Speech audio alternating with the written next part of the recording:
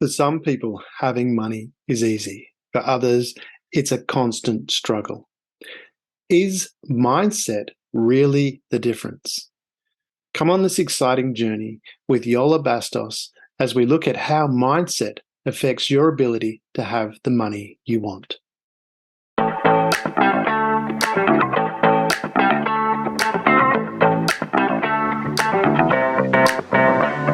Welcome to SHAIR.care, an all-inclusive community sharing experience, strength, and hope to create strong, healthy, and inspiring relationships.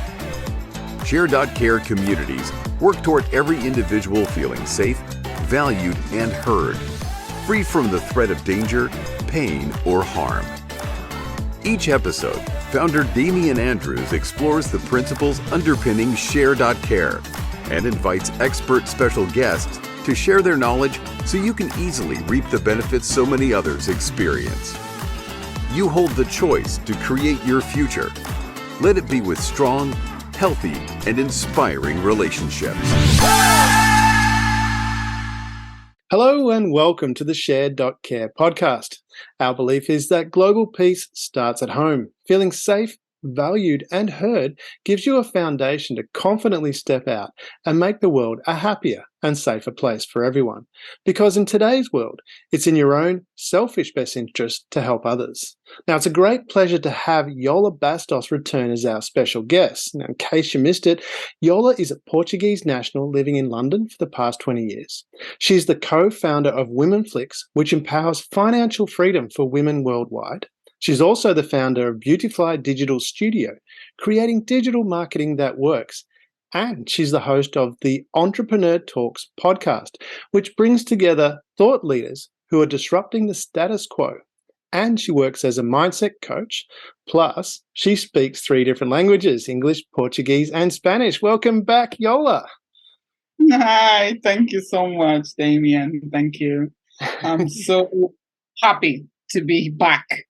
And it is so funny that while you describe myself, it's so many things, so many aspects of myself, like what I do, what I'm involved, and I'm like, wow, that's so good. Yeah, You look back like that. It's so good.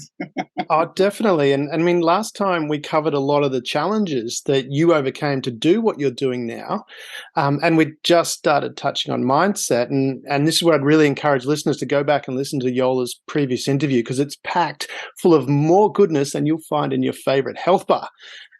But as we move forward into the new year, because we're going to be in the new year shortly as this podcast airs, Yola, did you want to tell us about how you discovered the importance of mindset, any challenges on that journey, and then we can move into how people can set their mindset for maximum achievement with the least amount of effort? I think, yes, of course, I can. I can start by my spiritual journey. Okay. The connection that I found through God is a really important part of my progress as achieving the declaration of I need to be healed, or I need to heal myself towards my mind, my soul, my heart. And through God, I could find that way I'm not going to say in a faster, because it was not fast, took me years to realize, but it started with my relationship with God. Right. Okay. Because you talked about in the last interview, a number of the challenges you went through moving to London and that kind of thing, and how difficult that was, and some of the issues you went through almost to depression, and then brought yourself back out of that. Was mindset a part of bringing yourself back out of that low time? It was, but like I said, the moment I start to engage with God and get to know, because see, during that times when I got into that situations, that depression, I was not connected. Like I didn't have a relationship with God. Yeah. I didn't know. Actually, I grew up in a Catholic Yeah. Christian Yeah. family, Catholic, but it was like more as you have to do. You have to go to church. You Yes. have to baptize. You have to be do the first communion, but not understanding why you're doing these things. So I grew up. I went to a boarding school and was Christian. I would be praying every single day. And I'm like, why I'm doing this? Oh, sugar, why it's so annoying. Every single you wake up, you go lunch, you go for dinner. You always praying, and then you have a church at the end of the day. Can you imagine? I know you can imagine, but it's like 360 days or 300 days in a year. You would do this without knowing, till the point when I came to London and I went through this situation. The shift starts when I start to meet. I actually was a really funny situation. I call funny, but there we go. It's the ways God works. But I was at my daughter's school picking her up. Right. And was two ladies. They came to me with a leaflet.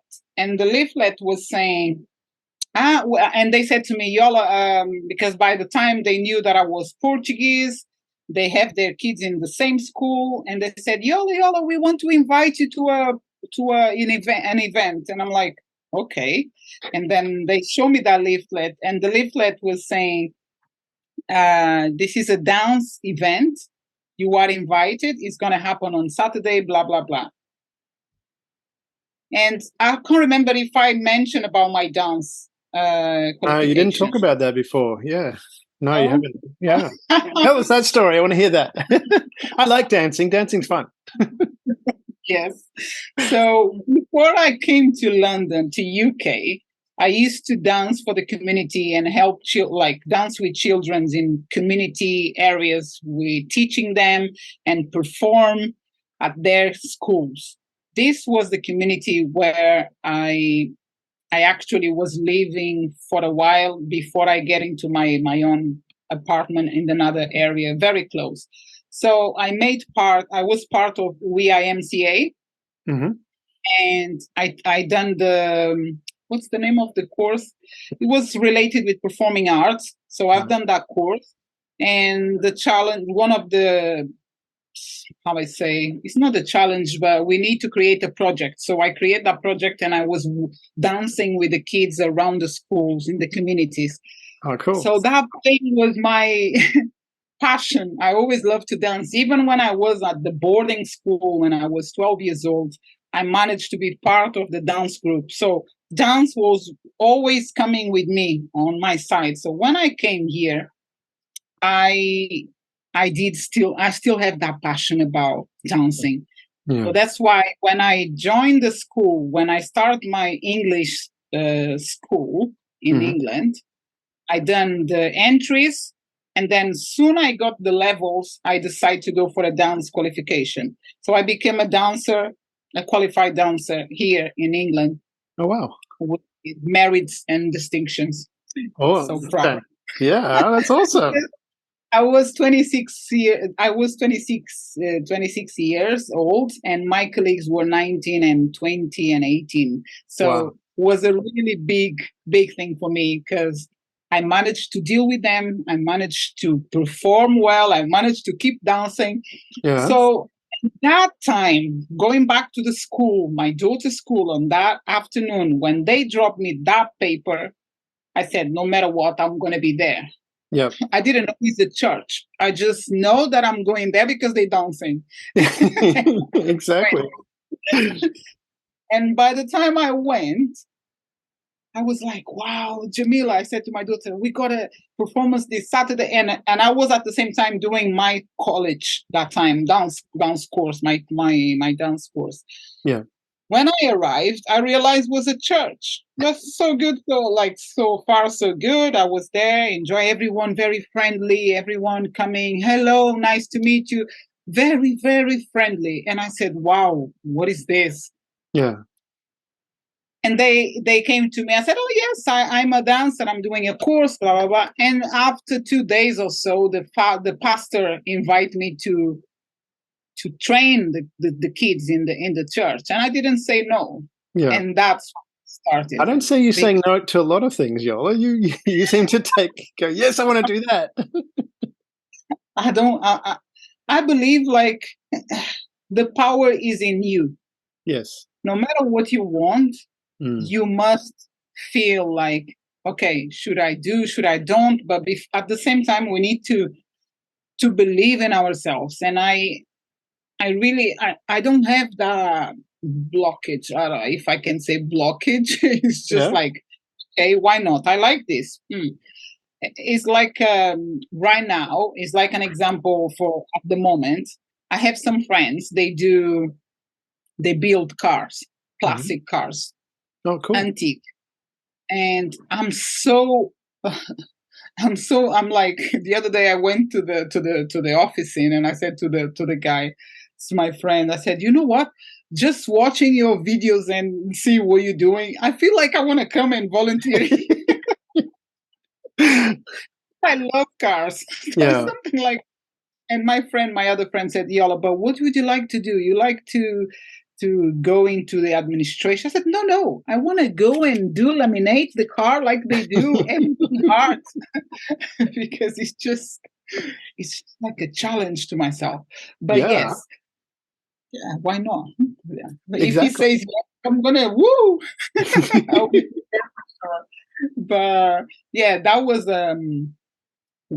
the shift going to the when I start to go to the church. And then that same people start to come to my house, showing me love in a different way that I used to, because by church, because the church was more free. Like, I don't know how to explain. It's evangelic.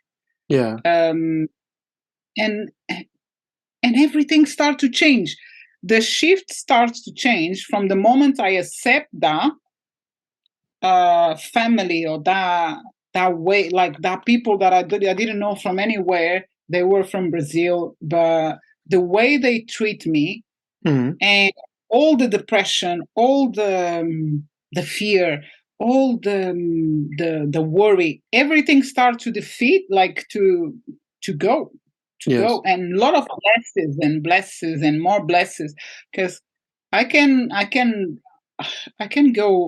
look back and I say I always been blessed.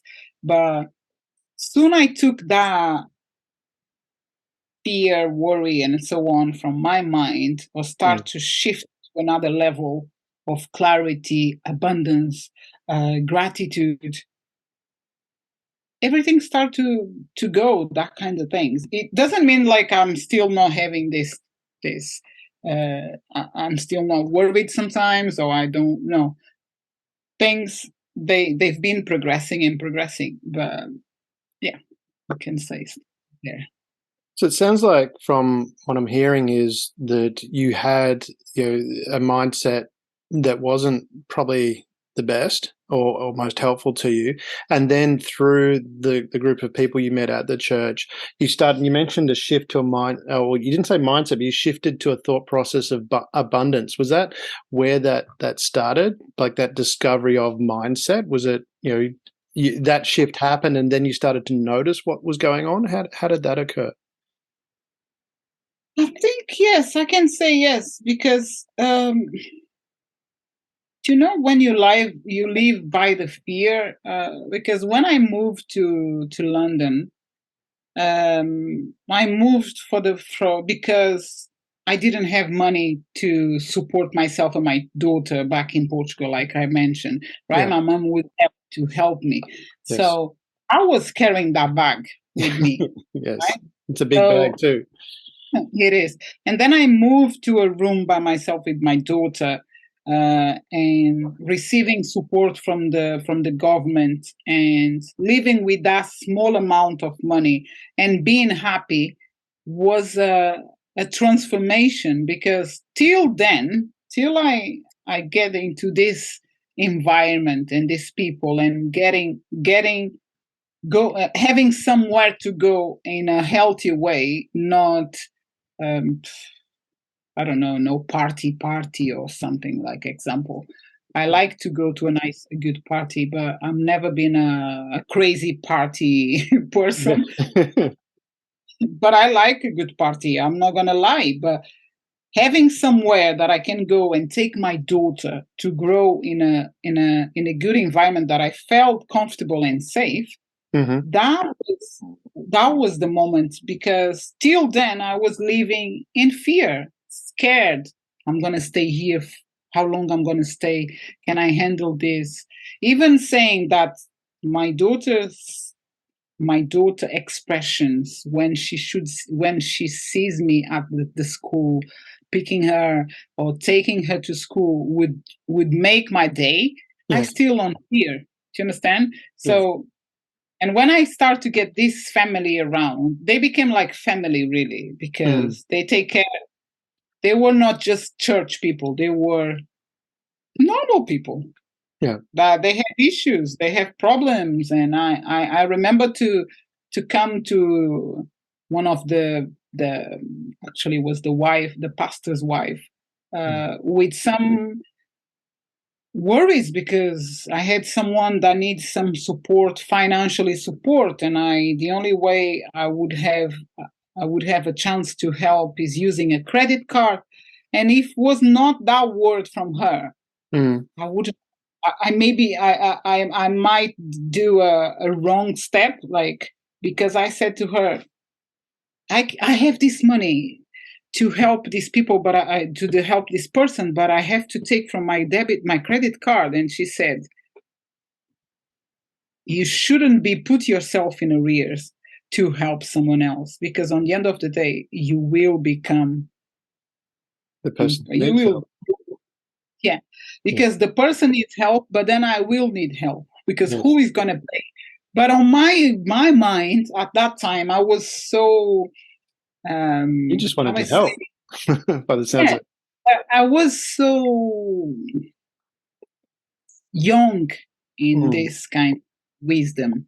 Yeah. It's like today I take 1 2 minutes or maybe an hour or a night to sleep and think about the situation. But before it was like boom, okay, I have this car, okay, I can help. Do you understand? Yeah. And you just move towards the situation and you don't think twice. You don't think about it. You just want to help, because I always find myself that, like, I always feel like I'm a good person. I need to help people, but Yes. helping people and put yourself in problem, that's not help. No, or And replacing one with the other. You're not helping the world globally, so to speak. Yeah. Yeah. that is where it's coming as well. The abundance of I say the wisdom. The wisdom is so powerful. It's so powerful. Recognize things and accept and reject and say no and say yes when it's supposed to is very important. And that has been, and I'm still on the journey. I'm not I'm not perfect. I'm not gonna We're be. always on the journey, aren't we? I'm still in on my journey, like, and happier than before. But I can recognize that was that the times.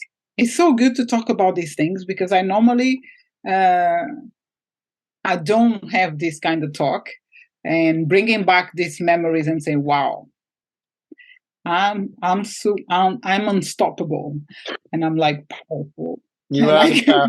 You mentioned power last time, and I think you are the power, Yola. It's like I want to come back to you. You talked about. I made this note here. You mentioned that you're in a room with your daughter. Now, if I heard correctly, you and your daughter were sharing a room. So, like, you didn't have a house. You were sharing a room. You had a little bit of money from the government. That was your situation, and I know you didn't speak English early on, so I'm not sure if that was when you were speaking English or had little English. But you also mentioned that you were if I think I heard you say you were grateful, or you felt like you there was an abundance feeling there. Now, and that's coming back to, is that, did I hear that correctly? So you're living in a room with your daughter. So you've got, you and your daughter are in a room, and little money, but you're feeling happy and good with life. Did I hear that correctly? Yeah.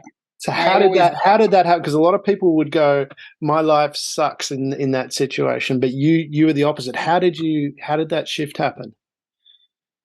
I think that is in me.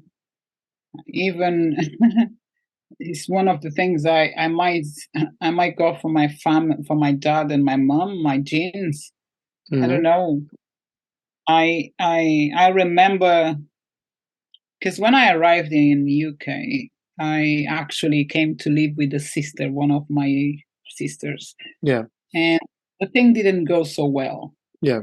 And after 3 months, I saw myself in the street, like in the street. I mean, I had to leave her place with my daughter without knowing the language. But my youngest sister, she took me to the council, and they said, "Okay, let's find a place for you," and that starts a new beginning.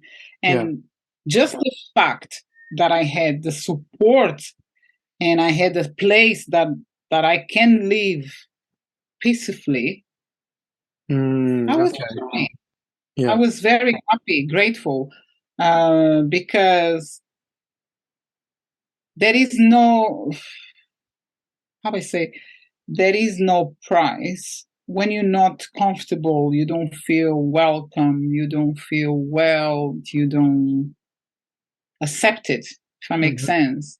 Yeah. Because people, one of the things is that I learned from this experience is like, we think, sometimes we imagine, we don't spend time with person. It's like right now I'm talking to you, Damien, and in the future we plan, oh, Yola, you coming to my house, you spending time here. If you know already,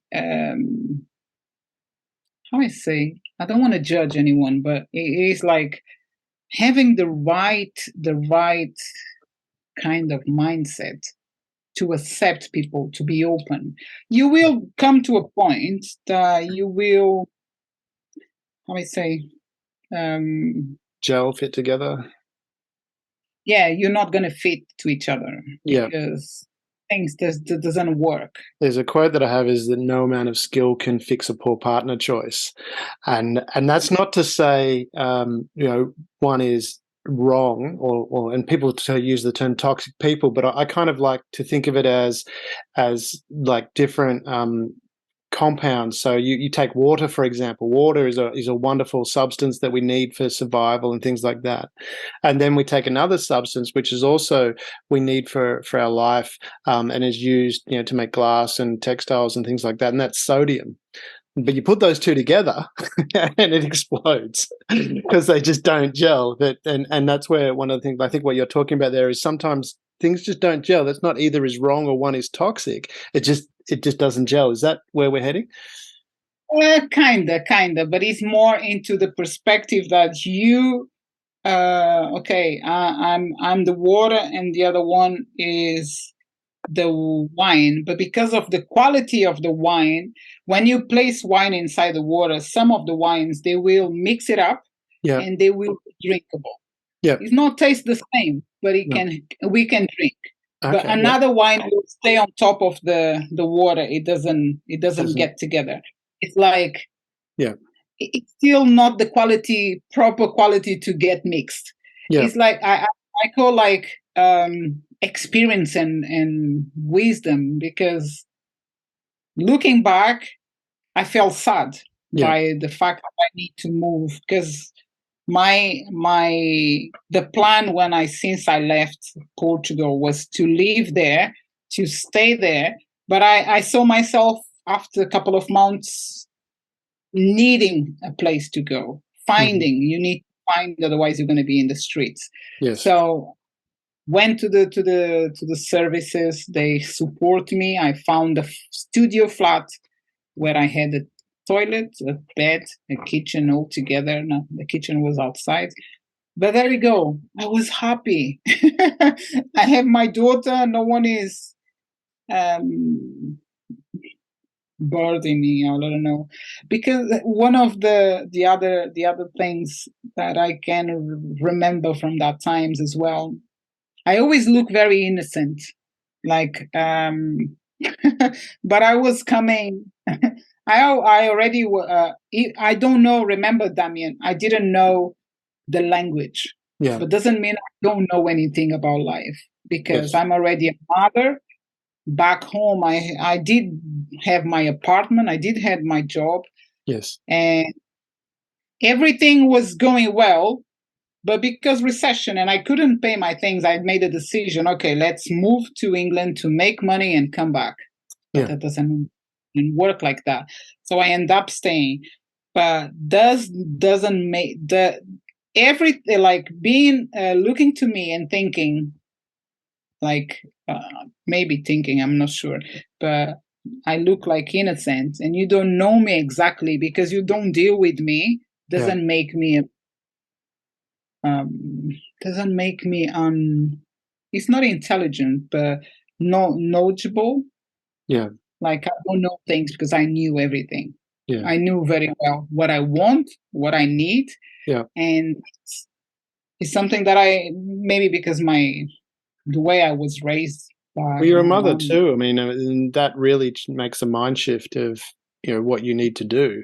I mean, from that perspective, you've got another life to care for. I know my life changed a lot when I became a father. I mean, things that I was the opposite. I became a father late, and I can say I was the opposite of what you were. I was like, I didn't know what I want to know. I'm just running around, and I was quite naive.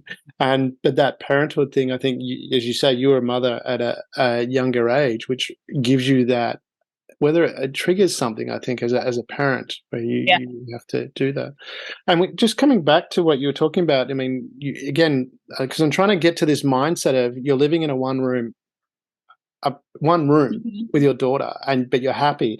But then you mentioned about, so the step before that was you weren't sure, and you're a mother, and so you've got a child, and with your sister wasn't quite working out. Then you're out by yourself. So is that mindset like what you're comparing things to? Like, because your comparison at that point, even though you're in a one room with your daughter, the comparison was to nowhere.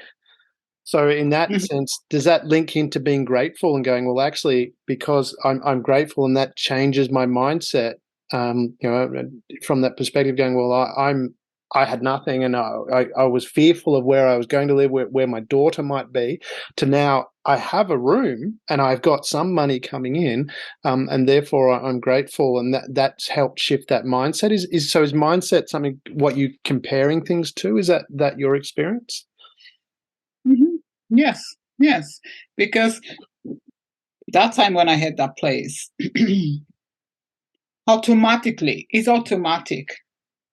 I always been connected with psychology. I love minds, and I always write. So for you, I love to write, and writing always about what I feel, how I do things, or what the other people brings me to my feelings, etc.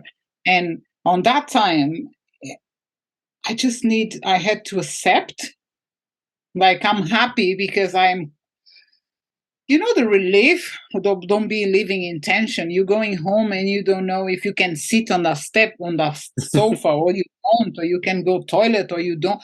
It's just a way of, I know a lot of people live like that. Yeah. Lives like, they are in constant worry. And I was not living like that. I didn't grow up like that. Why I need to stay on this situation? I need to Yeah. find, no matter how small was the room, because it was small, Yeah. but I have someone that is helping me, even if it's $120 per week. But I need to learn how to live with that. So the process for learning, before learning, I had to accept, I have to be grateful, and then live the life. I always, and I can tell you that times when I live on that rooms, and then I got a house after a couple of 2 years, I think. Mhm. I was always surrounded by friends and laughing and dancing and having fun with my playing around with my daughter, having total energy high, because I grew up in a mountain, no mountains. Yeah, we had mountains, but no snow or so.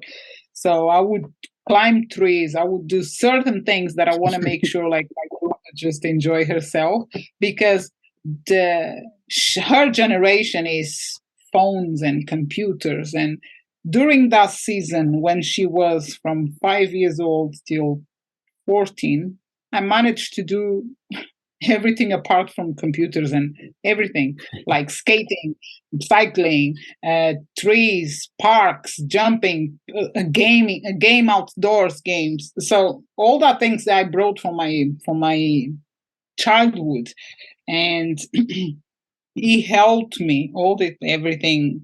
It just made me,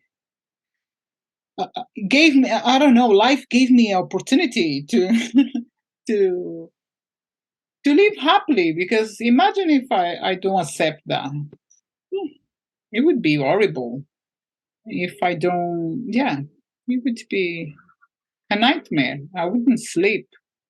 Yeah. But one thing I can say, I could manage that side of my life in terms of, okay, let's do this because I have a child. I want to study. I want to do this. But of course, like I said to you, nothing was perfect. Yeah, adaptable. I think I can consider myself an adaptable person. Very easy. Yeah, so if we're looking at that, because you mentioned there about worry, and a lot of people have that. I can relate to that in my life as well, where there's been times in my life where I've been really worried about lots of things. And I think, as they say, worry works. 90% of what you worry about doesn't happen. So I don't know if that's a good thing. But from your perspective, it sounds like you had a lot you could have worried about, but you chose not to worry. Is that fair to say that you made a decision that you weren't going to worry about it, and you shifted your mindset from that perspective? Yeah. Yeah. So how did you do that? It's the power of thinking, of believing in things, because there we go again. The journey from getting to know people in church really boosts my change, because instead of reading or watching negative things, or reading the other person died, blah blah blah, the other one, blah blah, Okay. all these kind of different things are like different approach, because it's like we have a word, I believe, in English as well, we in Australia might use, but we do have a word in Portugal, and I think here as well, I can't remember now. But tell me who you walk with, who you walk, and I tell you who you are. Yeah, there's a similar sort of quote. Yeah. So this is not just by the people you walk, but what you do in general. Yeah. Like, because I start to read the Bible, I start to pray, I start to was slowly, but made things just shift, like change around me and with me. And I think it is a a very powerful tool, be connected with God, no matter what God you believe. That's not the main point here. I'm not talking about God from Christian or anything, but whatever something higher than yourself. You should connect yourself more, because that's my advice to anyone. But it will start from the time you accept that God into your life, because everything, the mindset changed, because I stopped to watch, for example. It's not because I was obligated, it's not because someone pushed me, it was my own decision. And it happens naturally, because I'm listening songs that really shift my thoughts. It Yes. really when you say an example, you say I'm listening a song, I'm just thinking about a song, like Yeah. I lift my eyes to the sky Yeah. and I trust you. So Mm. automatically, no matter the more you listen this kind of songs, you will, when you look to the sky, instead of crying because you don't know what to do, you're gonna say, "I trust you." It's just, and that starts Yeah. the shift. Understand? Can Yeah, no, I? exactly. Because that quote you were talking about in the version I've heard of that is that show me your 5 closest friends and we'll show you where you'll be in 10 years' time. And it's really interesting that you mentioned that about, like the music and what you're listening to. You said you didn't watch negative events, and I, like, now in my life, I rarely watch the news. If I want to know something, I will look up specific. That's where the internet's great. I can just look up what I need to know, and leave it at that. And what you're talking about, and just wanted to relay that, like, because it works both ways. I remember when I was a lot younger and I was alone. I was living in a one bedroom apartment without any furniture. I had a mattress on the floor and I didn't even have like a dining table or anything like that. But I mean, it wasn't in your category of that one room. But I remember sitting in the car park in my car and I was listening to the same song over and over again. The song was about I can't remember what the song was, but it was "Why Won't Anyone Ever Love Me?" That was, I'm paraphrasing. And so I'm sitting in my car, listening, playing the same song. Like I rewound it and played it again, rewound it and played. It was tape deck then, before CDs. Yeah. I'm showing my age. But I was sitting there crying my eyes out, listening to the same thing over and over and over again. But I'm just relaying that from the opposite side of what you're talking about. You're listening to these songs, which then lifted you up and set that mindset. So it really sounds like, from that perspective, if we're talking about, from people finding out how to shift the mindset, is one is have a look at what or who and what you're surrounding yourself with. Is that fair to say? Yes, for Yeah. sure. For sure. And just coming to what you were describing, your way of living without mattress and without furniture and everything. I started like that as well. Yeah. But you saw that I that was part of the journey, and slowly I would go to the market and buy my curtains and buy something, the table, the skateboard, the for my daughter and for myself, because everything I bought, for a bike for her, a bike for me. But that was with the time. But I learned to, because at the same time I was just arriving in this country. I don't know too much. Yeah. But I remember after a couple of months, my family would say, "Hi, Yola, you just go to the cheapest places, ha ha ha." And I'm looking to them.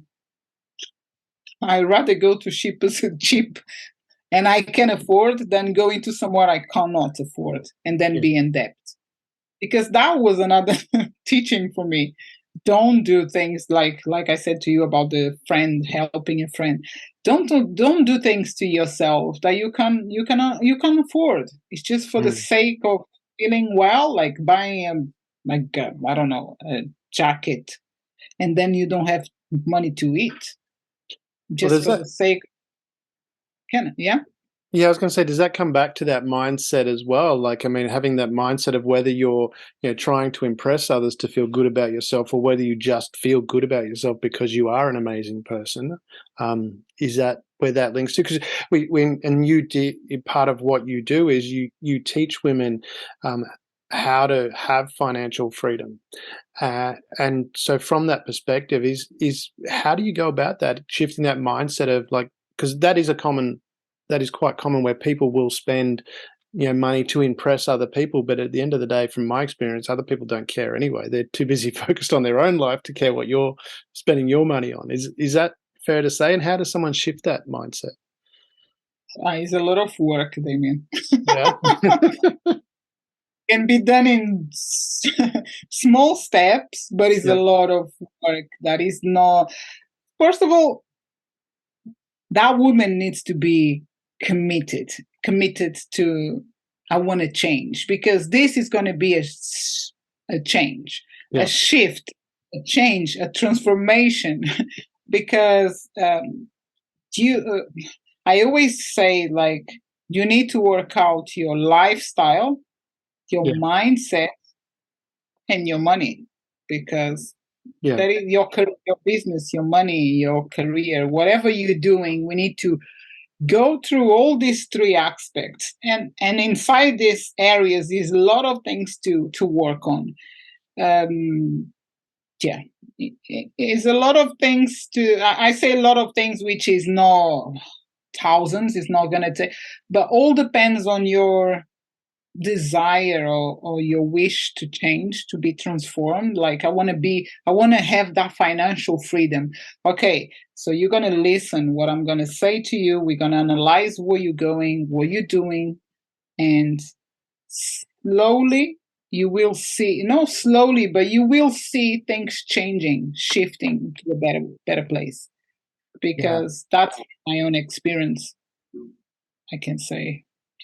Because you talk about that desire to change, and I know from talking with you, there was a strong desire to move things forward, particularly being a mother, and you've got a child to look after.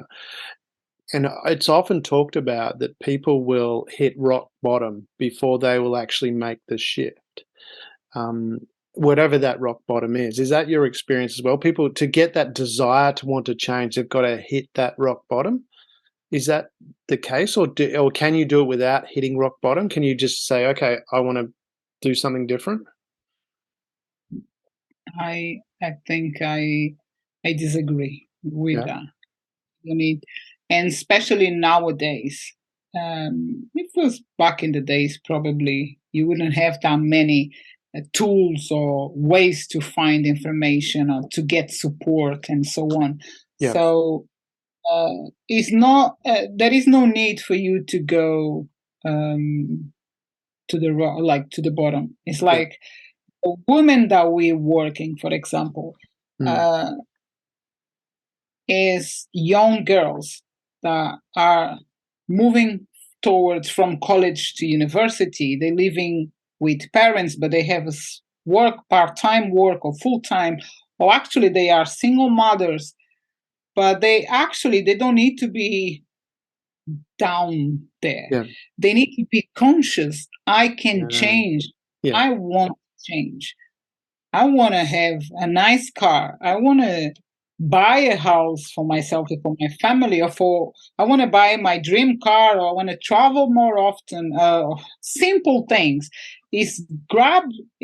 For me, it's like, you don't need to go through a lot of things to just realize, like, you deserve to be happy. Because whatever I went through, I wasn't expecting. Okay, if between your journey, let's say, if you got that consciousness that you want to be financially free, and you in between your journey something happened that makes you go down. But if you have support, or if you don't have support, doesn't mean like you started because you were down. Can happen on the journey, during your journey, but doesn't mean that has to be the reason for you to want to go to achieve financial freedom. Does it make sense? Yeah, it makes sense. So from that perspective, you've got one area where people go down and hit that rock bottom, go, I need to change something because I need to be different. But what you're also saying there, if I understand correctly, is you can actually have that shift by having that, I want, like, being motivated by what's in front of you, saying, I want this car, I want this house. And that can give you the desire to change as well. Is that? Sure. Yeah. Because there is that two ways of getting there. Because you can imagine, I mean, that woman can be coming from a poor family. But the other woman can be coming from a rich family, but she don't have education on financial. She don't have any education, financial education. But the other one, she don't have financial education, but she's conscious that she needs to change for a better life, for her future, for her family. But the one that is rich already, she also knows that she's doing something wrong and she needs to change. So there is two different roads that can achieve financial success as financial freedom. Okay. Because no matter if you are poor, if you are rich, only if that matters is if you're conscious that you want to do something better for yourself and for your family. You have to have a reason. Yeah. Yeah. Yeah. The So reason. after a reason, and that comes back to that. What we're talking there is that wanting something better. So that's more outcome and future focused as opposed to being stuck in. So when you're working with the women you work with and you're explaining mindset, how do you explain that to them? What if they have no idea what mindset is? How would you describe this is what mindset is and why that's important? We have one. Funny. I love that because we do have we run a course where brings 5 types of women. Yes. Which is mostly every woman, or either have a couple of these types of women together, or they are just one or two. But it's normal if you have the 5 ones or 2 or only 1. And through that course, we get to know that women. And find like how exactly they think about it, like they are themselves. It's like an example. One of them is the consumer. It's always on shopping. Yes. She got money, she takes money, and she spends. She don't pay her bills, but she spends money. She's always on restaurants and clubs, dressing up, dogs, everything you can think about it. That's the woman. But behind that, there is a lot of beliefs. There is a lot of that comes from the back, like how you were raised, what people were saying about money around you. Because maybe that girl that is shopping, she grew up hearing that money is dirty. Rich people is no good. Do you know these kind of things? And then we come to another one. She's shopping to get rid of the money. Is that what you? Can be. Yeah. Because we normal as a humans, we tend to judge straight away. That one doesn't. She can't handle money. But there is a reason why she can't handle money. Yeah. Maybe because of the things that she heard, or someone every time when she was young, she never got to the opportunity to be rewarded, like a gift. Take take $1 and go and buy a ice cream. She probably didn't have that, and when she sees money, she wants to do everything. Yes. So she becomes a shopaholic. That's one of the examples. And then another one is the savior. Like she saves every single penny. She pays, but then she saves because she thinks like the world is going to finish and she needs to be ready. Yes. Okay. And so where does that belief come from? The world is going to end and I've got to have. It's greedy. It's someone that is like, again, it takes you to the where you coming from, how you've been raised. Because a person like that, I can't guarantee that is the way, but she can be from a rich or poor family. But let's say if you're coming from a community, a poor, a place where you don't have that much money, and you see your parents always saving, but you never have shoes, you never have a new jeans, or you don't have that bike that your friends have. So you think, oh, it's better to save than buy my blue, like something that I need. Instead of buying, you go and save. It's all about and because it's not just the parents it's not just when you are young, like living with your parents, that beliefs, because even during your journey, you get different beliefs and they build up on your mind, on your conscious, and you use them as a normal because they become part of yourself. You believe, because you already, when you were young, you heard money is dirty, so while you're growing up, you meet certain people that you hear the same, and you became friends because they agree with the same like you. So if someone says money is not dirty, you say, oh, that person is not right. This must be crazy. How come money is not dirty? Do you understand? And then you get to know your 5 best friends. Yeah. Like the way you said that phrase is like, tell me who you are by with who you walk. Yeah. And that starts your journey to get to know. So we need to go into this deep with the women to find really what exactly, how they think about money. Yeah. How so you they mentioned there react. I was going to say, because you mentioned there's 5. We've got the consumer and the saver so far. What are the other types, the other 3 types? Consumer, the savior. I said 3? I thought I heard there was 5 different types of the Yes. mindset. Yeah, You don't and you want said to bring you've got everything consumer, up. the saver, And then you have the we normally call the noon. the noon. Yeah, the sister. The sister. Ah, the nun. Yeah, the nun. Nun, sorry, the noon. Nun. The nun. And So what's the I'm nun? trying- How does the nun? They bless the money, or they? they give away all the money. They So they're offer. constantly helping and giving the away the money. Yeah. Okay. Understood. Yeah. And they stay without it. Yeah. No money to Yeah. So lives. yeah. And then I know. okay. And so that's you. We've got the consumer, the saver, the nun. So the consumer spends it all. The saver saves it all because the world's going to end. The nun gives it away because they want to help everybody. And then I'm trying to think how I'm gonna call this one. Economy. No, I already said the one that saves. yeah, you've got the saver. Can't remember now. I put you on the spot here, haven't I?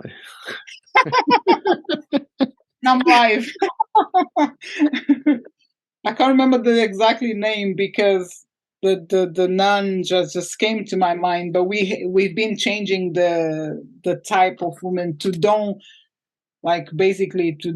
respect anyone. And I just Okay. remember the nun, Yeah. but there is another 2 women. That is the the spender, the economist like no, the savior, the is a belief.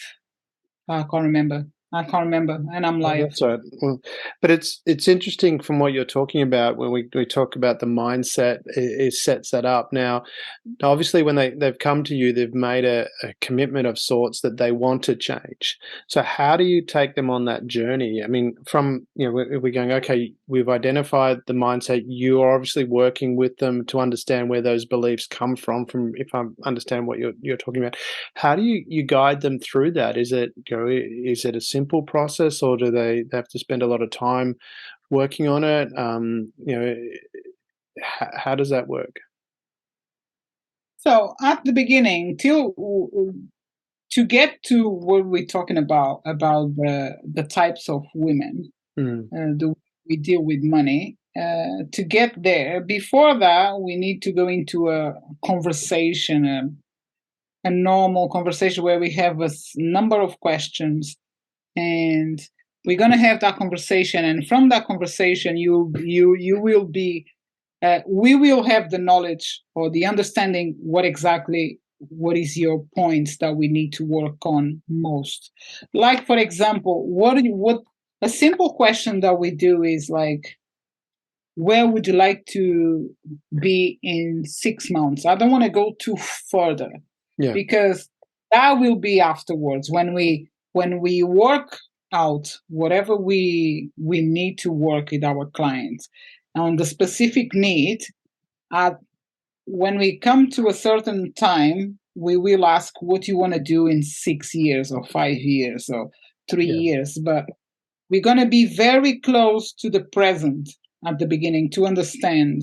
And then from there, we will have sessions where it's based on knowledge about money, but where you coming from. We need to. We always start from the story, the background. Who are you? Yeah. Where you come from, and then we move forward. Because there is no point, in my opinion.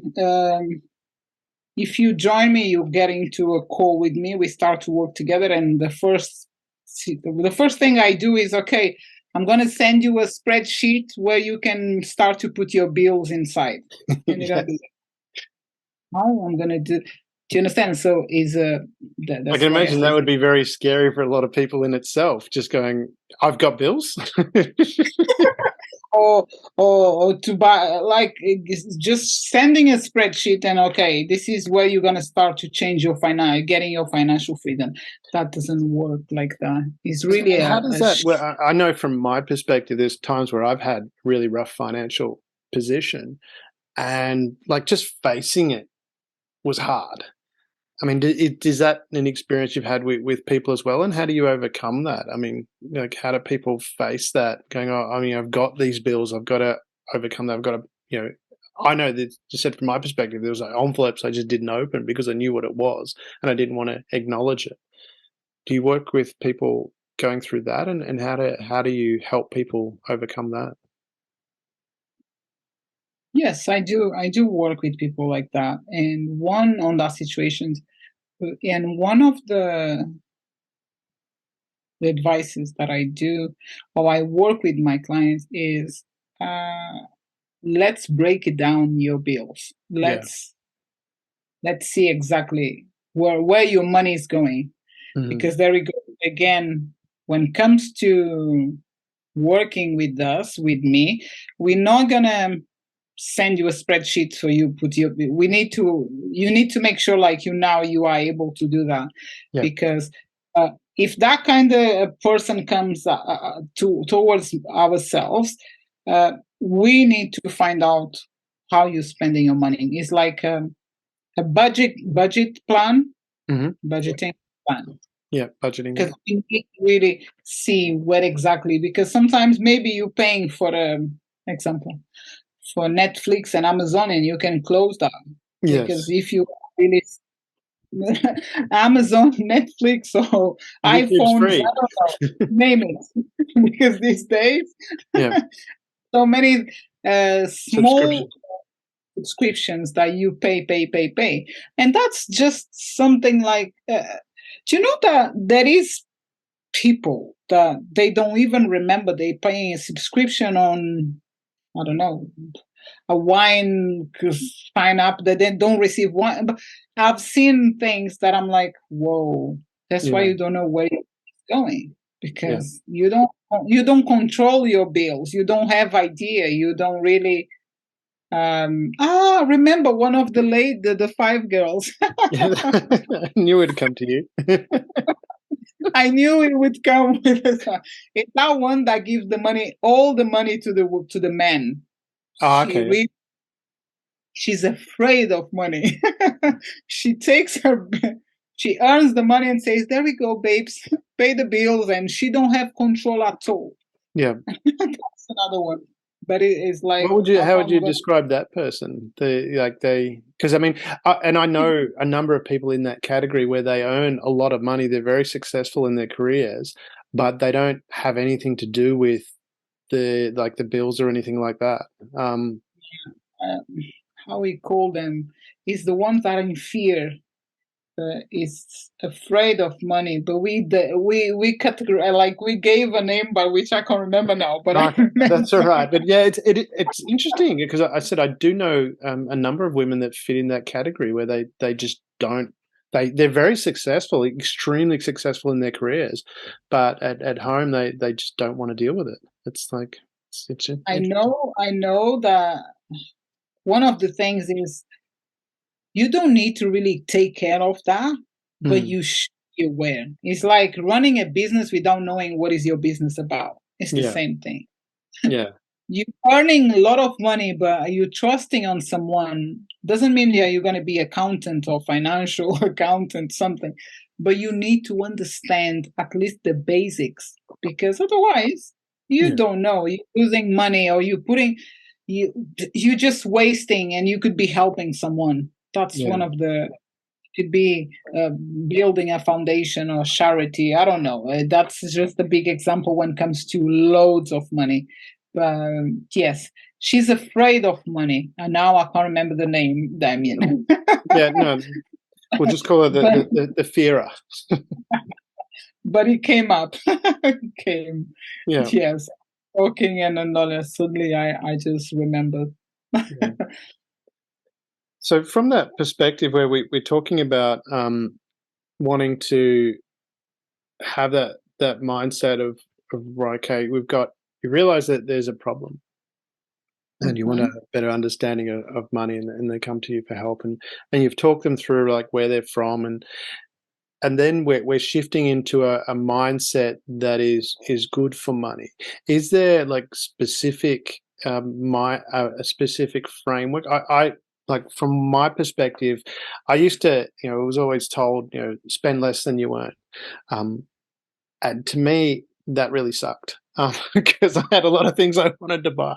And then I had a mind shift where I said, okay, I'm going to do it the other way. I'm going to earn more than I spend. And I found with that simple shift, all of a sudden more opportunity to earn money came my way, because that's how I saw that mind shift. So is there little, ones like that you teach the ladies? Yes, it is. It is. It's a very, very important thing. Yeah. Spend less and earn more. Yeah. Yes.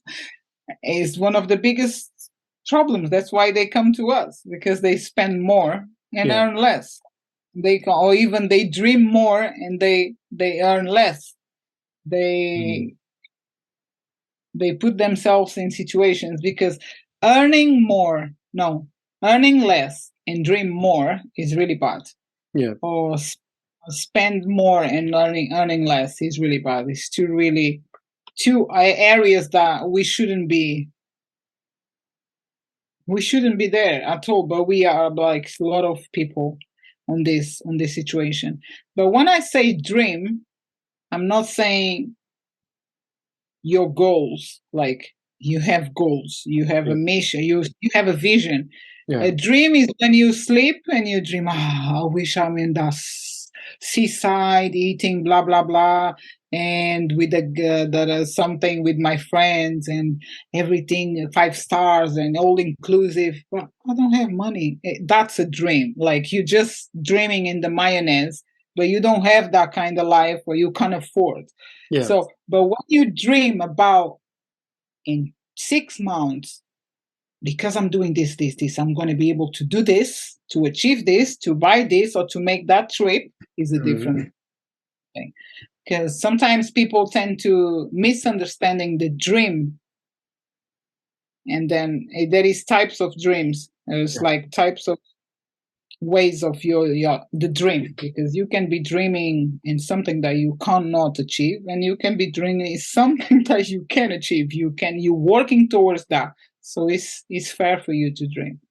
So with that, when you're talking about the dreaming, it's having, okay, I want this, I'm dreaming of having that, but there's a practical element of getting to that. It's not just dreaming it and going, tomorrow I'd like to go out and buy a Porsche and sit on a yacht, and you've got no practical way of that happening.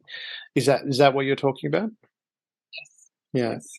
And is that common, like where people have these, the dream, but really have no practical application? And if so, how do you shift someone to going, okay, you need to take that dream, and these are the steps to work towards that? Going back, it's like I said, the process to work with me, to work with us, Women Flix, is always the same. We need to have that discussion to get to know you more. The simple questions, like, how do you see money? That will tell me a lot. Because if I ask you right now, how do you see money? I will understand a lot about yourself towards money. So, because you just mentioned a few minutes ago, like when you were young, you want to do a lot of things and the money was less and you want to spend more, and that sucks. Yes. Automatically, I could see what kind of teenager or young guy I didn't was like, have it. I spent it all. That's right. rebellious. They're like, yes, that is mine. I don't care if I don't have tomorrow. I'm just gonna spend. So there is Yep. a way of. So yeah, that summed it up pretty much. It was like, let's go and have fun. Yay! Just about party. Yeah. No, I like No parties matter too. what. You mentioned you like parties. It's natural. It's good, but I'm not gonna go party every single week when I can afford, because Yeah. especially this in like, let's go to like in London. Life is no going to a party is no. It's like in maybe Australia. If you live in a countryside, you're going to the party, you may be going to the beach and you place like a fire there and everyone is singing and playing guitars. But here, no. No, I don't think. Well, it probably does happen, but I haven't seen it that much where there's people around the. I think that's yeah. But I do. You mentioned about, because I from my youth, I remember there was times where I'd go to parties and get drunk and just do that. And then there was a time in my life where I did a similar thing, but I didn't drink. I didn't, and I went there because I just wanted to enjoy the experience, and that was so much better. And that obviously cheaper too, because I didn't spend money on alcohol. Um, I always find that fascinating, having been through that. I wasn't much into gambling, but I did smoke and I did drink. I drank a lot, and I didn't smoke much, but still, it's expensive. And how often I find people complaining about not having enough money, but they're smoking, drinking, and gambling, and it's like, I'm lost by that. I never complained about not having money, because I was I knew I was spending it on that and I was enjoying it. That was when I was in my late teens and early 20s. But I just find that, and do you get that, where people come in and you look at it and go, okay, these behavior patterns are not conducive to you being financially secure, and how do you shift people out of that? Like I said, You have to come. always, and that person, when she comes to me and she says that she wants to change because she can come. Imagine someone coming and I need help to manage my finances. Okay, how you see money, and get to know that person, how she deals with life, because all depends. Remember what I said, like telling my story, the consciousness, acceptance, gratitude, willing to change has to be part of your like that person that comes to us, because, or even if you are curious about it, because you're not going to shift your mind or you change your way of living towards money if you carry on doing that kind of party, for example, like going parties and drinking and smoking. It has to be a transformation, and taking people from there means that you, first of all, you are willing to change, or you are willing to see what is the different roads I can take, and then we go and we work with the person. Because what about, because when you talk about that, I mean, we're coming back to again this we talked about the 5 friends that you associate with will show you where you're going to be in the 10 years is my version of what you're talking about. The people you walk with show the path you're going to go. How does, like, I know some people, and I've talked to where I've had that, where they know that their lifestyle is not great, but they're stuck with the same friends, but they feel bad about leaving their friends, the quote unquote friends. And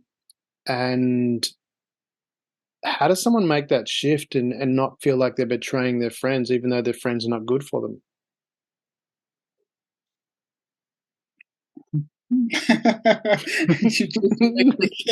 Myself. Come here for the difficult questions. I'm just thinking about myself, and I'm going to place myself into this arena. Is Have you heard about or have you read the book called Magic? The Magic No, I haven't read that one. Who's that by? by Rhonda something? The The Magic. Secret? You heard The Secret? Have you heard about The Yeah, Secret? yeah, The Secret I have. Yeah, There is a book called The Magic, yeah. which brings me to your question. There will be magic happening to your life. Yeah. That people that you told, like they are your friends, you cannot get away from them, or if they are really your friends, they will stay. Not a stay in a way that is going to be a decision for you or for them, but it's going to be clearly they will be here. They will not go anywhere, because it means that you already shifting. You're going to bring people with you. Yeah. Do you understand? Yeah. Because there is people that will, by the law of attraction, by the energies around yourself, they will just leave. And even if they were one of your best friends from back in the days, because they have to go. There is no more link to be connected, because it's not because you thinking you are better than them or better than that person. It's just the way, it's the it's the magic that happens. I don't want to I don't want to talk that much about that thing, because it is deeper than what we do, because it is really it's the universe. It's just the magic that goes around yourself, because you will find different people that will join you, and when they join you, you feel like they've been here forever. Yeah. Like they become friends, and like they've been here almost the same time like your friends that from that times, because and they have the same mindset, the same the same way of living and thinking and staying and purpose. It's not like we are the same, like we think the same way, but we are in somehow we are connected and we go well together, because there is no that lack of positivity or lack of creativity or lack of money. If it's that case, if you are on a freedom, if you financially free, or you reach that stage, you want to earn, I don't know, 60K, I don't know, per month or so, and you reach that stage, of course the people that will be around you is not going to be the people that was there when you were earning 2K. It's not, definitely. Otherwise you're going to be, if it's going to be that kind of people, like your best friends from best friends, I call best friends because we already spent more than 15 years together. Yeah. We know each other, but they can be there as your friends because you brought them, but not, they don't understand what you're talking with the other people because the level is different. That makes sense. No, it does make sense. I mean, I like look at a lot of close friends that I associate with, and there's a very big disparity between earning capacity of them, but we all connect. But similar type, and what I was getting to as well, because I had an experience when I was younger, which was a trigger point for me, where people that I was seeing, and I just was doing what I was doing, and I'd see them and I'd come and visit, go to the house and visit, and then one time when I went to visit, they complained that I don't come and visit much anymore, and I was just busy doing things that I was doing. But and I was kind of a bit initially. I took that and went, "Oh my god, that's." I was a bit like going, "Oh, what am I doing wrong?" But then when I thought about it a little bit more, I went, "Hang on a minute. I'm always coming to your house to see you. You've actually never." And when I thought about it, they'd never actually come to my house ever. And they were complaining that, I don't come to see them anymore. And I'm like, hang on a minute, everything is about me coming to you and you're upset with that. So I went, okay. And I didn't argue with him about it. I didn't bring it up with him. I just let it go. And then we just eventually drifted apart. Because it was just one of those things where I was like, I didn't want to, and there's no need to get into an argument about it and say, oh, have that was obviously their mindset. But it was for me, I'm moving in this direction, and I've always, like you say, you attract those kind of people. That's so So true.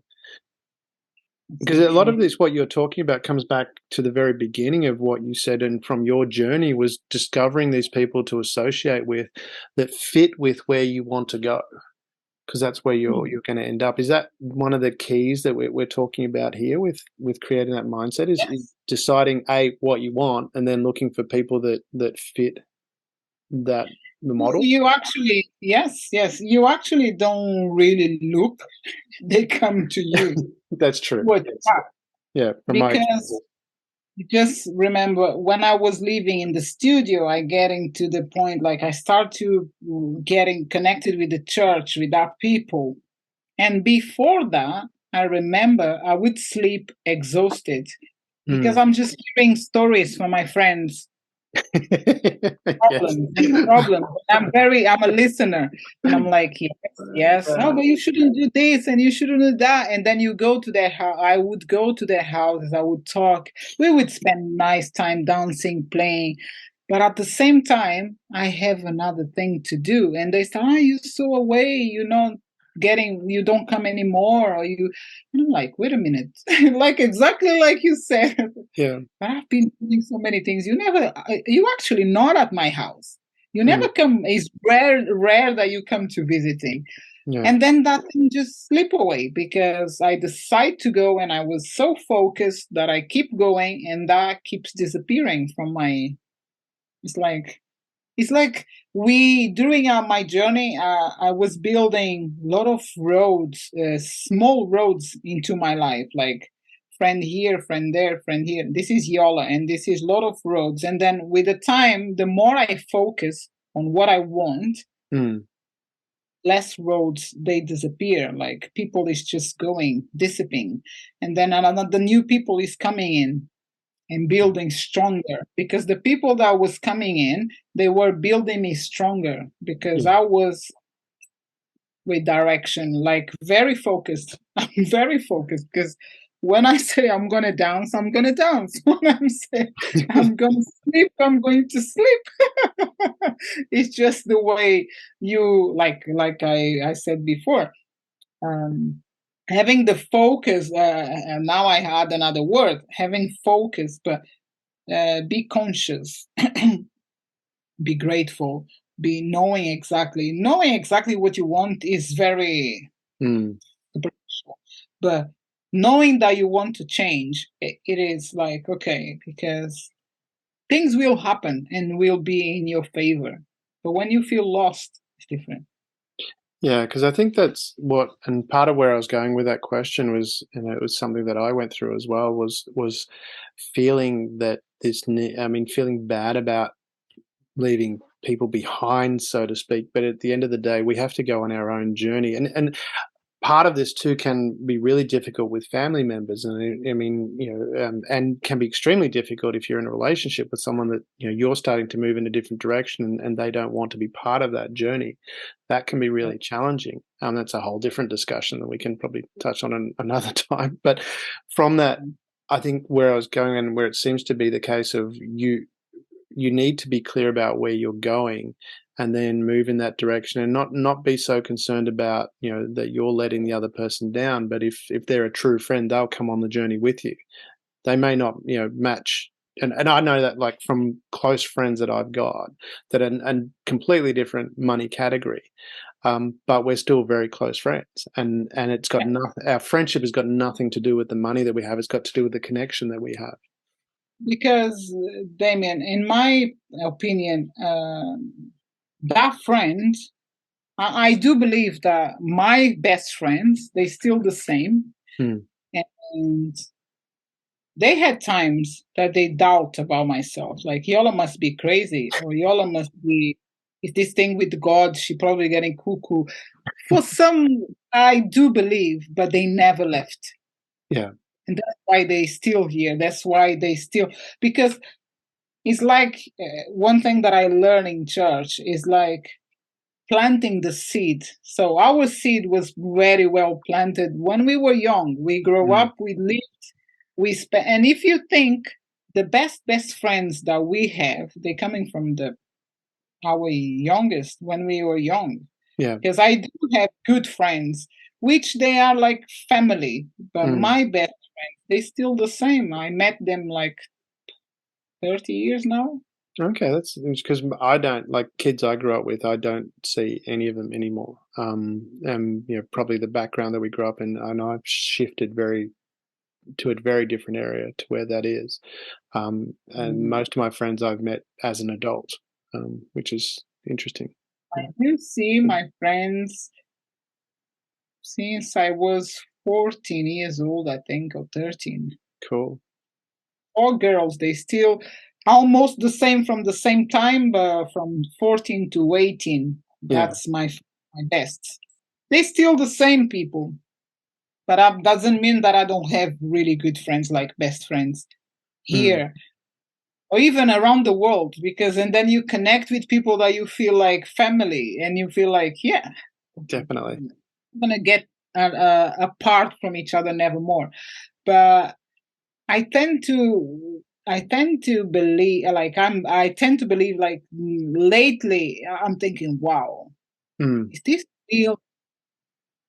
What we call good friends or best friends, because they are from back in the days, but they could be not here, because I believe they had times when they thought like I'm crazy because I believe in God, I'm going to church, I'm doing certain things, I don't know, things that probably I've been doing, or going to a certain places and so on, but they still. Yeah, but that's interesting, because a similar sort of thing from my perspective. I mean, the friends that I have now, I mean, there's times where I can honestly say I don't think I was a good friend. There was things that I was going through that I probably burdened them with, and at times probably didn't behave the best. But I think they saw through the difference between the behavior and the person, and which is an very important distinction to make. I always try and look beyond a person's behavior and see what the person is. And as a result of that, I mean, there's been times where the opposite has happened too. They've probably, been in a situation, well, they have in times haven't behaved, I would say, as they normally do. But I haven't taken that personally and just said, well, yeah, okay, that's just a behavior, and that's something they're going through at the moment. And there is that, I don't even know if it's forgiveness. It's just, being human. Sometimes shit happens and we go and we let it out. Yeah. And it's really important to go. No, I was going to say, like, from that perspective, it's like when we're going on this journey of money is recognizing, like, again, coming back to that point you were saying of, associating yourself with people that are going to be supportive on the journey you want to go on, whether they're on, the same dollar figure amount is irrelevant. It's just whether they're supportive as a friend of. That's right. Yeah. They are. Thank God. And I still looking for friends that I had, really good friends when I was, because during my journey, of course, I made a lot of friends around on my journey. And I still don't know, even with the technology and so on, there is a couple of girls, boys in normal, I always find them. I don't know. I don't remember. First of all, I don't remember people by names. I don't know their surnames, so I can't find them on Facebook or so on. Yeah. But there is people that was really, really good friends, like these ones that I'm still with them, that I can't find them. I can't find them, and I would love to know about them. And that's like finding how a couple of months ago, I did find the girls from my boarding school, where we lived together. There was such a, and I am blocked something in myself, like something kept in my heart, closed in 7 keys, and then they appeared on Facebook and they found me, and I was in tears. I was like, this is it. This is my people. Because they made me who I am. Do you understand? Like, these people built you up in some way. They are part of my story. I'm like, whoa, I still need to find more people that I don't know where they are. They are part of me, and I can't find them because I don't know their surnames. That's So interesting, yeah, because I mean, I've like as I said, I mentioned, I don't really associate much with people I grew up with. Not because I think they're bad people or anything like that. It's just we live very different lives and live in different areas. And I have a long time ago now we had a class reunion and caught up with them, and it was just amazing, to see those people. But that's an interesting have exercise. a You're talking different about of perspective. finding when you think about all these people that touched you and shaped, because everyone that touched you has shaped you in some way, some more so than others. It'd be interesting to have those conversations and with people that you've met. Because Damon, on the example, and sorry to stop you. At the boarding school, I had friends that we would go to the windows and take eggs and smash to people in the night. So that's something that I've done. Like, here comes a person. Just a secret, Yola. I've done that too. Yes. This kind of thing, this person, I need to see her again. I need to laugh. I need to see if she's still that vibrant person and that joker. It's just that kind of people that I'm like, yes, where they are. But I found them and I'm like, yes, actually, I need to go back to Portugal and I need to arrange like a get together with these girls because it's going to be loads of crying, like seeing everyone. It is just, and it's powerful because I really unlocked. I was so, and somehow you get, if you have that kind of perspective like I do. Yeah. I was having like a sadness, not something that it comes up every day in my life, but it's something inside of me that would be missing. Yeah. Which now I know where they are. I haven't seen them personally, but I know where they are. And getting together with these people and knowing that they are there, they are alive, they well. Some of them they are not well, like having a lot of trouble. They had a lot of. I managed to talk with some of them having a lot of trouble on their journey, but they survived. That just lifted me up more because it brings another shift for yourself. Is like your friend, she is your friend. She did it. She managed to do it. I'm like, yes, my kind of lioness. I love that. So when we're talking about like because we're talking about the financial freedom that you help women create. I mean, when we look at money, I mean, really, from it's pretty simple. Money itself. It's like spend less than you earn, or earn more than you spend, whichever way you want to look at it. Take that, and I'm stealing from The Richest Man in Babylon by George S. Carlson. And there's really 3 steps. You spend less than you earn, or in their case, save 10%. You invest that 10%, and then you reinvest the dividends. That's 3 very basic instructions in my mind.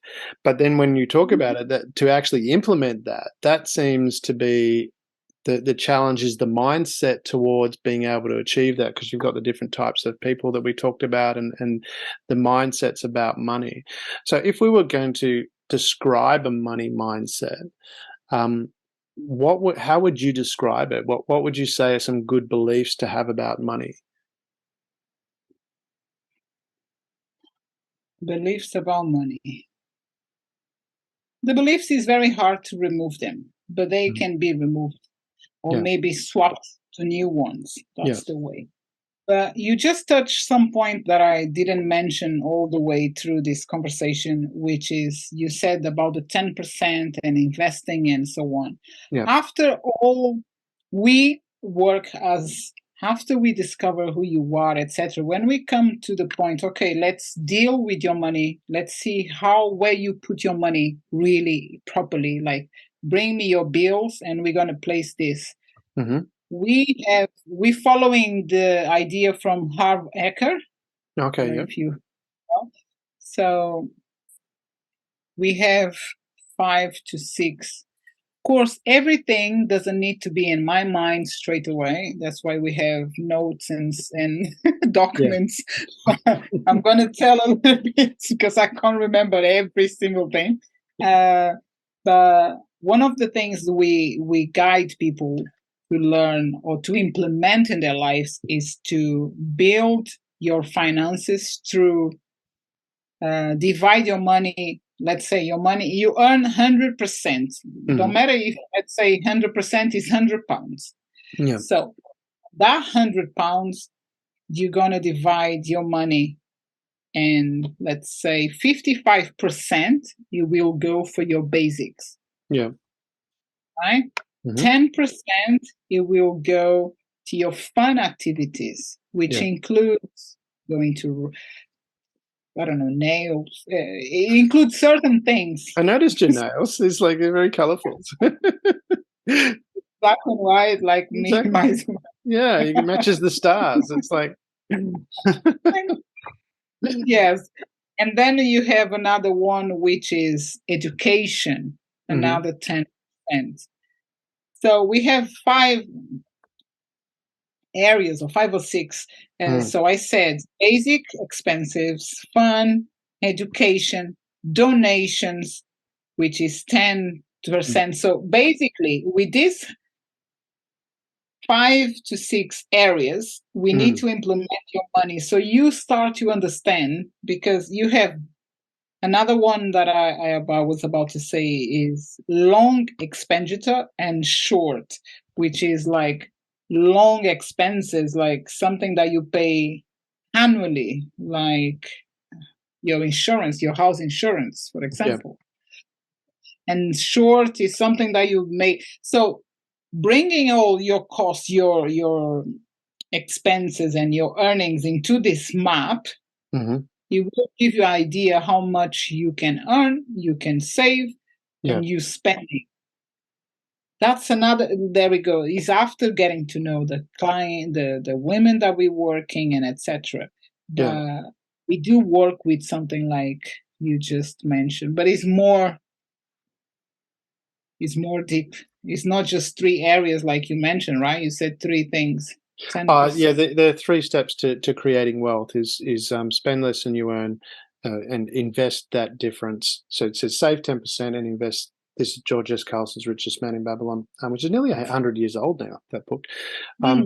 Is save 10% and invest that 10%, and then reinvest the dividends from that 10%. So you never touch it until such time as it's earning. But that's purely for investing. What you're talking about is much deeper for how you manage your entire finances.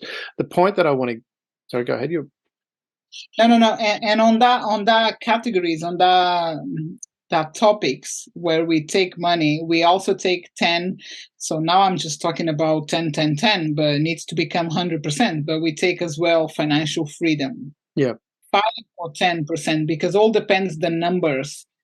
It all depends the percentage on each space. The biggest one is always what you spend for food, like basic expenses. Yeah.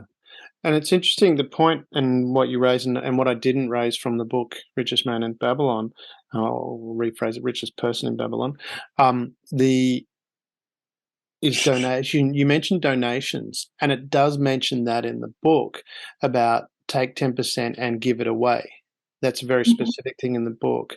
And I think, like, I look at it from my perspective is, I always found that being able to give money away, and I've given money away when I didn't have it to give away. Like I remember one time I had no money in my bank account. I had I think it was a $10 or $20 note. It's going back a long time ago now. And I was walking through Perth Mall, and an Aboriginal man come up to me and asked, did I have any change?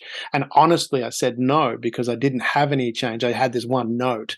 And for whatever reason, I pulled it out of my pocket and I gave it to him. And I had no money in my bank, and I just gave it to him. And he just looked at it in disbelief first, turned it over, and like, is it real?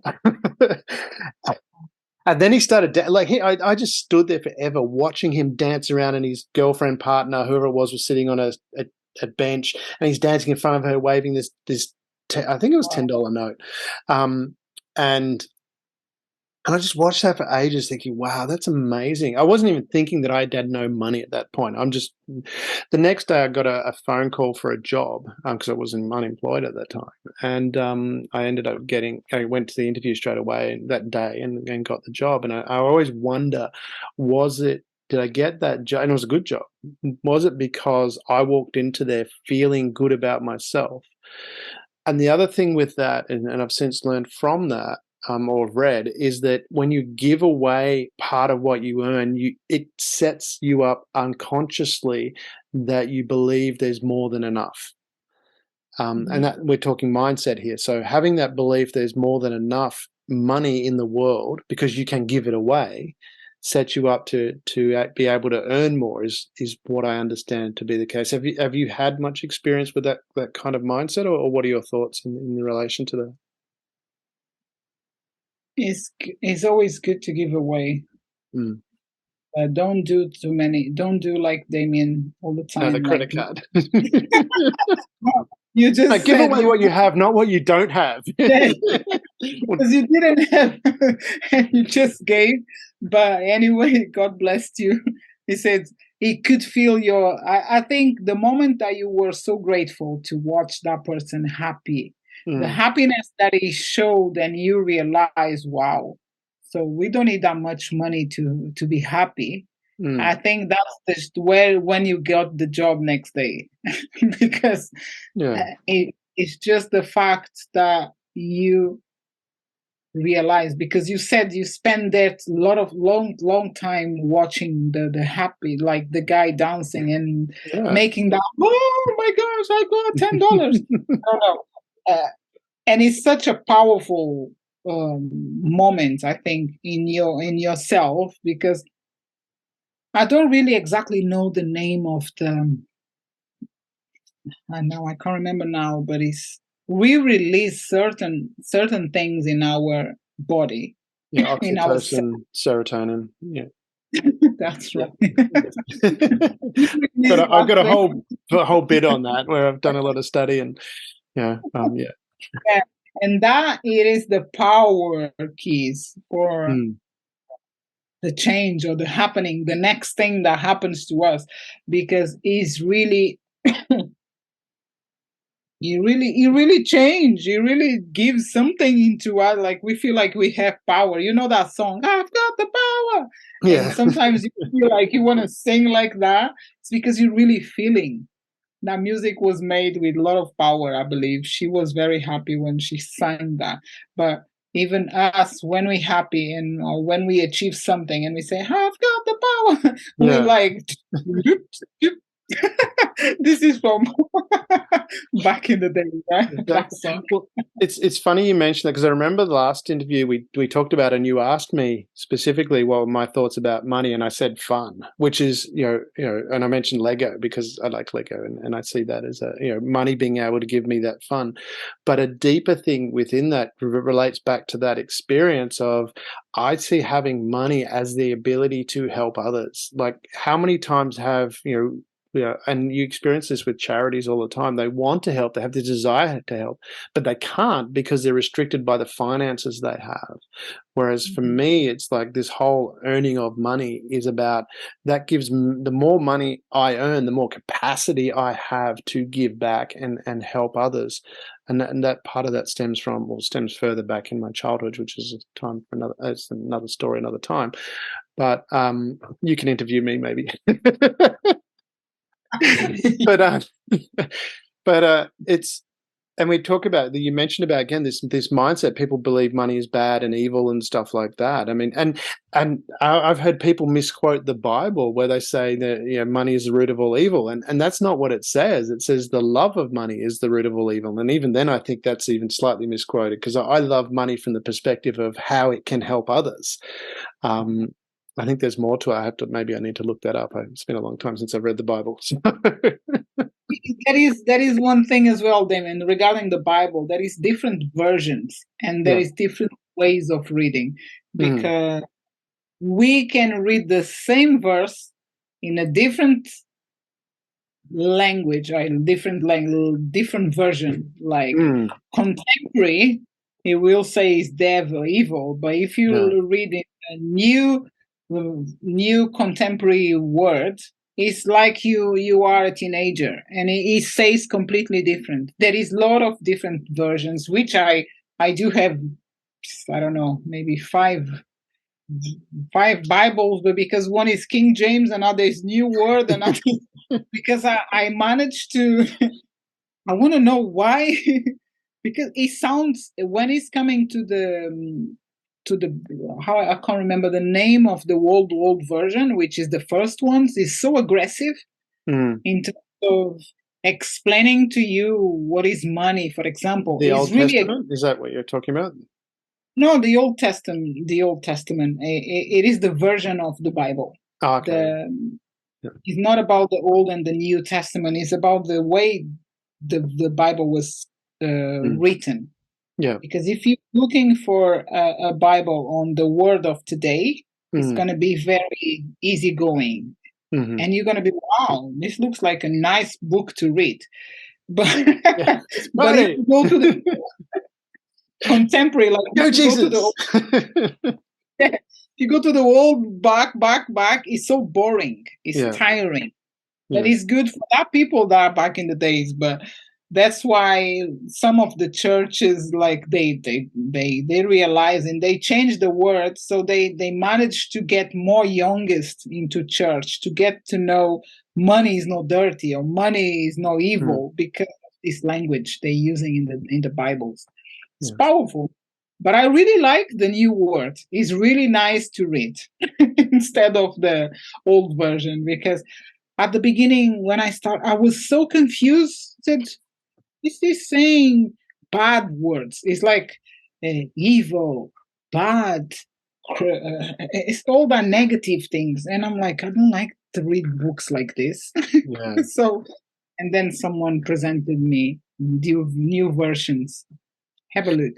That's interesting that you mentioned that. There's two parts I've picked up there that I like to get into a little bit more. Is one is you talked about two people can read the same thing and have a different interpretation. And part of what I'm working on in the book that I'm writing at the moment is, we talk about having a positive mindset or a negative mindset. And shifting, you should shift to a more positive one. The part that I'm working on is, and I'm drawing from Shakespeare in Hamlet, where Shakespeare wrote, "Nothing is good or bad, thinking makes it so." So from that, I'm drawing, and how I live my life is it's not a positive or negative event, it's an event. And how I choose to think about it, and how I choose to think about it is set by my reticular activating system, which I set. So I choose how I'm going to interpret that, whether I'm aware that I've chosen or not. And that's where I'm coming back to that experience of, okay, we can have an experience and have two people can have the same experience and have two very different interpretations of that because of their mindset and their beliefs, which I'm sure you've experienced a lot with the people that you're talking about. Is that right? Where yes. Yes. Yes. And that's where you tailor what you're doing to suit the people, and that's where I think that tailoring is probably really important, because what that person has is quite unique. Is that fair to say? Yes, it is. It is. I've been listening. I'm part. Do I pass? Do I pass the test? It's like that phrase as well from, I don't know if you say Freud or Fred. Freud. What the point of keeping doing the same thing again and again and expecting different results? Oh yeah, definition of insanity. All depends on the way people. I can take this in a different way than you. Doesn't mean like we're gonna understand the same way, because people tend to know understand, and some others go faster than others. I mean, so all these kind of, I call them tricky questions. they make people react differently. But I think everything in life at the same time makes people react differently. We're not the same, so we're not going to think the same. We can think at the same time, but we're not going to think the same thing. I love this. Well, how much of Yes. that too, like when you're dealing with the clients, is that listening to what you've got to say? Because I mean, I've had discussions with people where I've explained what I do. I've said, I'm doing it. I know it works in like to money, for example. I'll explain a simple share strategy. You know, I've done this, makes a lot of money in the equity fund that I manage, and they will look at me point blank and go, I don't agree with that. And I'm like, I'm looking at. I mean, I know they're not very well off financially, and they're arguing about that. I mean, do you find that kind of resistance and it, like you mentioned before about having that, letting go of those blocks? Do you encounter that a lot with people that come to you, and how do you overcome those blocks? Patient. We keep. That's why like sessions takes 40 minutes, 30 to 40, and that is a strategy behind a consultation, a Yeah, session, because there is points that we can, because some people comes with they want to sort everything in one go, yeah, one session, and they want to be sorted. Life is changed, money is there, and that's it. And we need to make sure like we make them understand that there is mm, no, that's not the path you're gonna, yeah, it's not gonna happen like that. But it's really based on patient and put ourselves in their mm. uh, foot Yeah, in feet their shoes. Yeah, in their shoes. don't cut their feet off. Put ourselves in their shoes to Mm, see, because um, I always think about deeply. I said this, but I always think deeper, which is how the person actually presents themselves to you. Because yeah, there we go. You can come with the same problem, but you can come like very comfortable, conscious that you're going through. I'm going through this. I wanna change this. But if you're coming in tears, mm, is another road. I need to take another road because that person is already exhausted. yeah, Is maybe I need to advise her to go and find a doctor for depression and then come back to us. So there is there is a lot mm, of different ways of um, no ways, but there is a lot of different women that we tend to work with. yeah. Um, So is how it to, is sorry, go ahead. no, carry on, say that. I was going to say, like, because it sounds like to me, from what I've learned, that change happens in an instant. It's getting to the point of actually being ready to change. That's the part where you need the patience. Is that right? Mhm. Yes. Is that right? Yeah, Yeah, because you want a change in your life, yeah, but you come, but sometimes you don't agree with that, like you mentioned before. No, I yeah, don't agree. Okay, so try to explain why you don't agree. We need to find out what is behind that don't agree, the disagreement, and that there will take me to another level, which is the beliefs, which yeah, is something else that is bothering that person, because I don't know, can be a lot of different things, but it will take me patience because otherwise I wouldn't be able to help them. I will be like, you know what? Take yourself and your beliefs and go away and have fun. No, we need to be. It's part of our job. It's part of ourselves. We believe that we can help, yeah, and we really helping. We do believe, and we're changing, and we love what we do. Yeah. yeah. No, um, that's a good point to for me to clarify actually too, because I don't work as a money coach, and I'm just with some people every now and then. I'll share what I do, and sometimes, yeah, there's a couple of times where I've got people, and I'm not there. I'm not there to be patient. I'm just we're having a conversation, so I just like, okay, you don't agree, that's fine. It works for me. I'm not going to argue with you.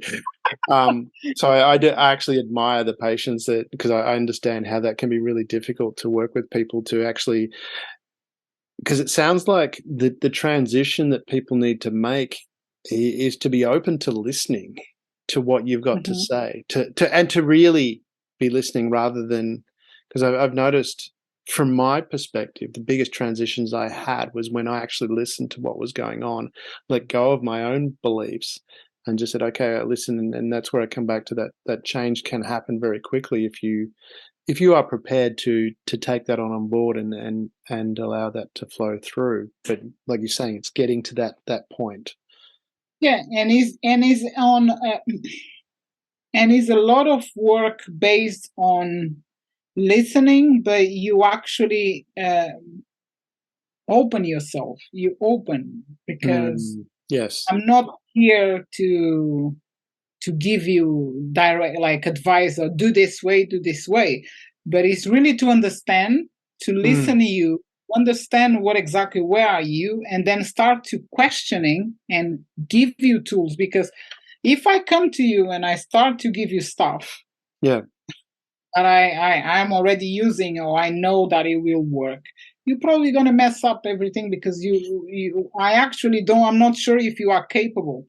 Yeah. So we need to find out what is your capacity, what is your willing to change and everything. And Mm. is yeah, and that's the way we do coach women. Yeah, and I think it's important too, like, because what you're talking about, you come back to, I'm coming back to the beliefs as well, and for a lot of people to realize that their beliefs are not real. They're just a thought process. I'm drawing from Wayne Dyer here, where it's a thought process you've just repeated over and over again. Whether you're aware of it or not is irrelevant. The fact is that you've repeated those thoughts over and over again to create that belief, and now you think that's reality. Um, and when you realize that it's not, that's when I think what you're saying is being open to going, okay, actually, maybe this belief is not.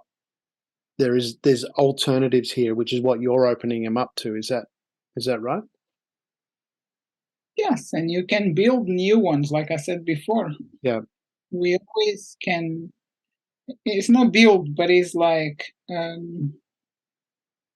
how we say this. It's like there is something already, but then you come with a new vision or the new perspective, and you just put it there, and this is gonna go. It's Yeah. gonna go. It is like exchange the Yeah. belief, Mm. because I know it's not going to be an easy thing, because it requires, for example, requires a daily duty, or Mhm. a daily goal, like something that you need to do every single day. Like, for example, write down 10 things you're grateful. So Yes. automatically, if you focus yourself into be grateful, let's say, okay, I'm going to tell you to write down tomorrow. I want you to tell for the amount. I want you to say to write down 10 things or 5 things about money that you're grateful. So automatically, your mindset, your belief, it will go and will be Yeah. updated with what is the best way, the best word to say. And you keep doing that, Mm. it will it will change. It will definitely. Yeah. And it takes you 28 days or 21 days Yep. to To change. change that. Keep going every single day, you will see. 21 days is enough to Yeah. be talk by experience. No, I mean, I've heard exactly the same thing. It's between 21 and 28 days that if you repeat the same thing over and again, you create a new habit, which is in your mind what you're talking about is creating. And one of the things I did a long time ago was I actually made a recording of myself saying things. And I remember one of the things I said is I'm a massive money magnet, but I recorded it, and and I actually found the recording a couple of days ago. And I played it on repeat as I was sleeping. So I had it, I was single, obviously, because I would have done someone's head in.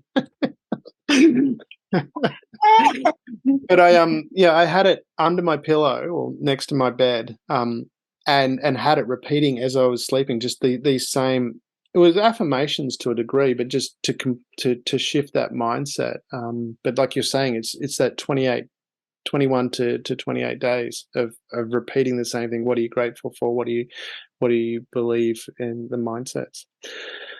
We've really gone a long time here, which it's been so fascinating as always talking with you, Yola.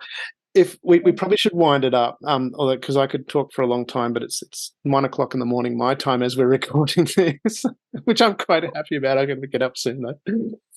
But if we're winding this up, what would you say are the key things people should, or key things ladies should focus on in respect of creating a new financial freedom for themselves? The keys or the key? Your choice. It can be one or it can be many.